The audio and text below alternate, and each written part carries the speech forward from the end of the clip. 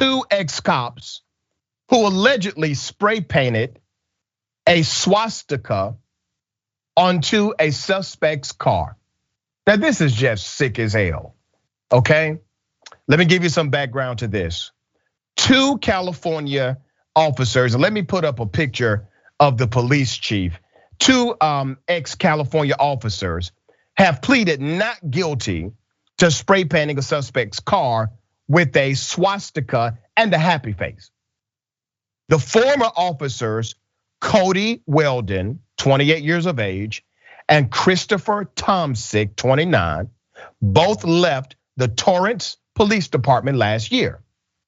LA County DA George Gascon announced they're facing criminal charges for this incident. While we were not able to obtain photos of the officers, we do have a photo of the Torrance City Police Chief, Jeremiah Hart, who vowed to hold these cops or ex-cops accountable. And you see him there. He's the person in charge, okay? Hart stated the two officers were part of a larger internal investigation into misconduct. According to Hart, the allegations took place in January of 2020, prompting an administrative investigation in March of that year.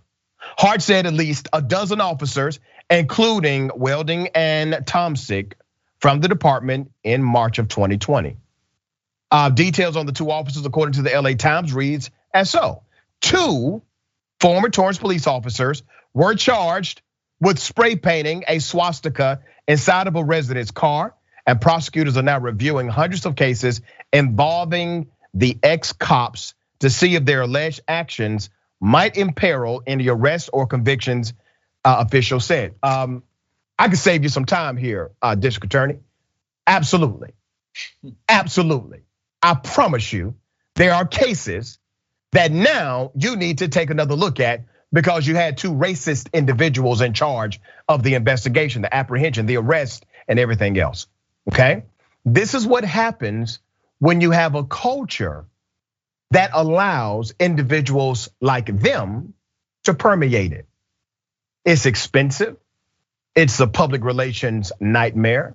And just the fundamentals of criminal justice, you can't enforce these laws if you have lawbreakers arresting people. You can't enforce them. All right, it gets deeper. Each were charged with conspiracy and vandalism in connection with that particular incident. That is it. The two were part of a group of officers who responded to the report of mail theft, okay? The car was potentially involved and was towed. The two officers allegedly decided to spray paint a swastika on the vehicle's rear seat and a happy face on the front passenger seat, according to a criminal complaint filed Thursday. Prosecutors also alleged the pair falsified a document submitted to the California Highway Patrol as part of their investigation by not including information about vandalism in the report. You know what that means? That means that they should have been charged with violation of oath of office and falsifying an official report, okay? That violation of your oath, that gets you to your felony right there, all right? The case was the result of an internal investigation by that police department, which referred the case to the DA's office in April of 2020. A sergeant, a Torrance police spokesman, said Weldon left the department in July 2020 after serving as a city police officer for a little more than 4 years. Tomsick, who was hired in August 2015, left the department in September of last year. Now, they're still getting all of this special treatment. Let me explain this. The Torrance City Attorney's Office instructed the leadership not to disclose if the officers were fired or if they resigned, okay? They instructed the leadership not to disclose that information. The DA's office is also reviewing hundreds of cases involving those officers to ensure no other alleged misconduct occurred and determine if the alleged bias act might impact any cases in which Tomsic and Weldon were either the arresting officers or called as witnesses, officials said. The case was presented as a hate crime, but the hate crime enhancement has not been filed, ladies and gentlemen. You don't get more hate crime-ish than that. So they're already receiving significant special treatment, even though they should be held to a higher standard of accountability. In 2017, Tomsic was one of several officers involved in a fatal shooting of a man at the end of a car chase. That's according to court records. Police said the suspect, Michael Lopez, was trying to ram officers when they opened fire. The DA's office declined to file charges against Tomsic in 2019. There's more. There's more.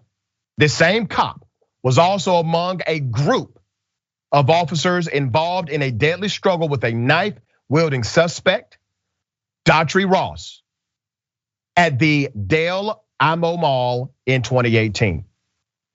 The officers used a taser and physical force to try to subdue Ross, who had allegedly tried to grab for an officer's weapon during the fight.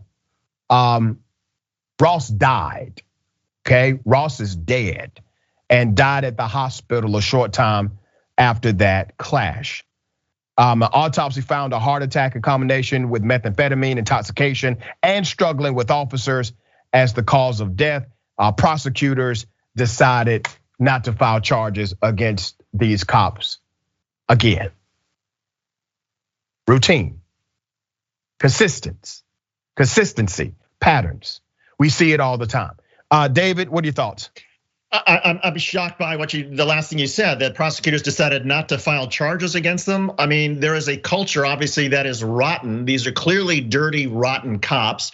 And look, I get that in emotional situations, and let's be clear, it's not easy being a police officer. There are a lot of things about life that are not easy, but there are every day where all of us can point and say, you know what? If I followed my emotions, yeah, maybe I might try to go punch that guy that cut me off in the street, or maybe that person who flipped me off, maybe I'd go roll them. We're all tempted to do things sometimes. None of us is perfect, but especially a police officer, it is your job to separate your emotions, what you feel like you want to do, and what you're allowed to do legally. Because if any of us are allowed to take matters into our own hands and mete out punishment and vandalize somebody's car and taser somebody when they don't need to be tased, if any of us can take things into our own hands, then we don't have justice in society, we have anarchy. That's the danger in all this. And for people to say, well, what about the criminals? Well, now, because of these cops and their terrible record, now a bunch of criminals might actually get off because their lawyers can point back and say, oh yeah, these were dirty cops who made up something about this arrest. They have a record of it. We need a new look at this case. That's a problem.